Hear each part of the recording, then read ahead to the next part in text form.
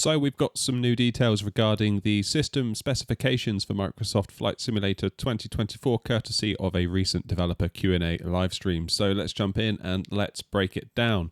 First things first, we've got a bit more detail about the 64 gigabytes of RAM that was recommended for the ideal specs, as I got the impression a few of you went into a bit of a tailspin having seen the 64 gig being recommended.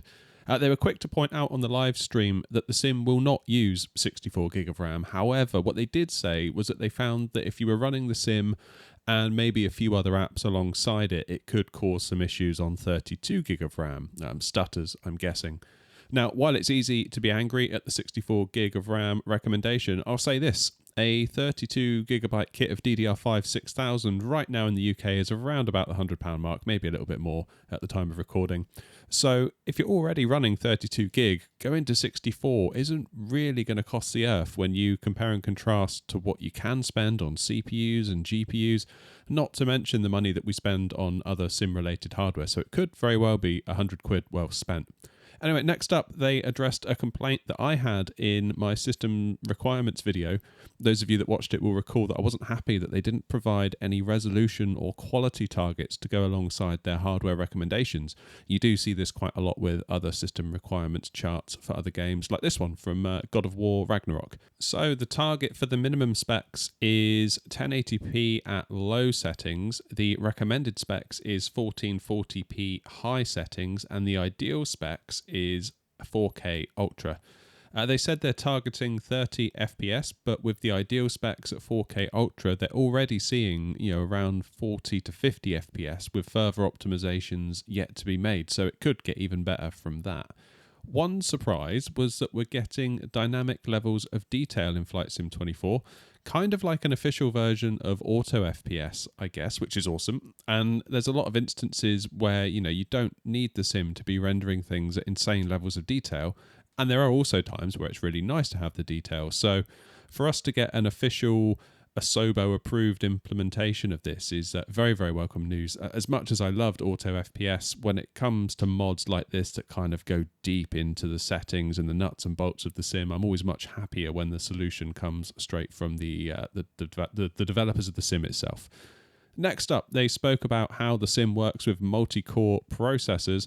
They said that with an 8-core processor, Microsoft Flight Sim 2020 at Heathrow, the CPU they had was at around 50% utilization. Again, that's on an 8-core CPU.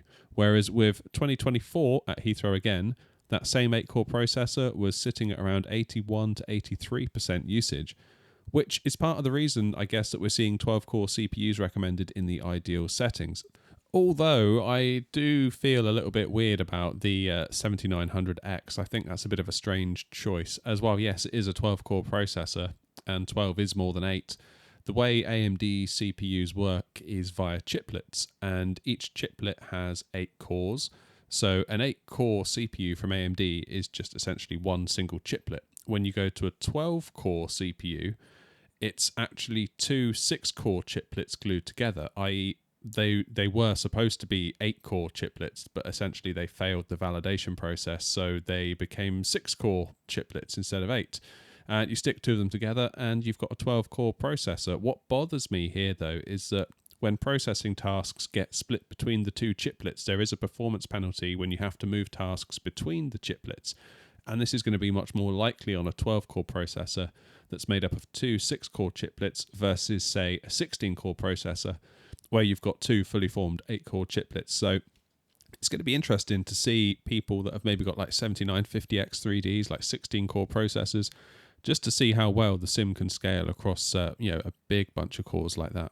As for Xbox support, they said the Series S is targeting 1080p 30fps and the Series X is targeting 4K 30. And it is also confirmed that DX11 is gone in Microsoft Flight Sim 2024. AMD FSR 3 is coming, they're working on it, but there's no date on it at this time. And they also touched briefly on load times and how much, like most other games, game assets have different levels of detail. So if you're up close to something, the level of detail is high, whereas if it's far away and you wouldn't be able to comprehend all of that detail anyway, it will load it in at a lower level of detail for performance reasons. It makes sense. how 2024 differs from 2020 is how it will now only load in the assets with the level of detail that you're actually going to see versus loading in the assets with every level of detail, a large majority of which might be completely unnecessary. It's not really performance related, but other bits of information, they said that they are working on a weather radar, but no date on that yet, and will also get historical weather for the last 24 hours. So I'm unsure if this is optional, because the first thing that went through my mind is that quite often when I live stream, I do it in the evenings in the UK time, and it's most often pitch black by the time I actually get to do the stream. And obviously the sim looks awesome, and it's nice to see it out the window as we fly along. So I don't know if me winding the time back is going to actually have an impact on the weather, because in 2020 you roll the time back, but the weather remains live, which kind of keeps us compliant with VATSIM and things like that. So yeah, not sure on that one. We'll have to keep our ears to the ground and see what comes of that. And obviously, it's getting close now. The sim is, getting very, very close to being released. And I suspect we're going to get lots more details and things kind of surfacing in the near future prior to release. Rest assured, we'll be testing out the sim here on the channel as soon as it's out, particularly to see how it compares to Microsoft Flight Sim 2020. So get subbed so you don't miss that. If you found today's video useful, leaving a like helps the video and the channel a ton. It's free, it doesn't cost you a thing, and it is a massive, massive help. Thank you very much for watching, folks. Look after yourselves, and as always, happy flying.